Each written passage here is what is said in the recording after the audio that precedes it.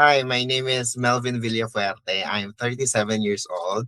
I'm currently working as a staff accountant here in Accounting Solutions. Actually, being a dad early in my career here in Accounting Solutions is both rewarding and challenging because I'm building my future while I'm also being responsible for, the future of my kids. And it often means balancing my own ambitions and finances, time, and my family at once. Being a father adds, a more deeper sense of purpose of work because it's no longer about my personal goals or, career growth. It's about providing stability, creating opportunities, and building better future for my two kids.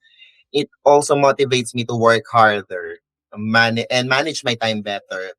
Learning a job is very challenging. The first week I work here in Accounting Solutions, I cried a lot because of pressure.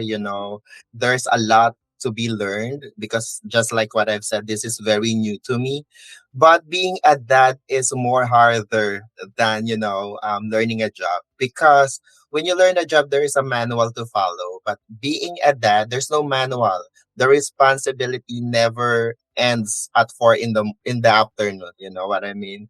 So work skills can be learned over time, but fatherhood requires patience, sacrifices, and showing up every day, even if you are very tired.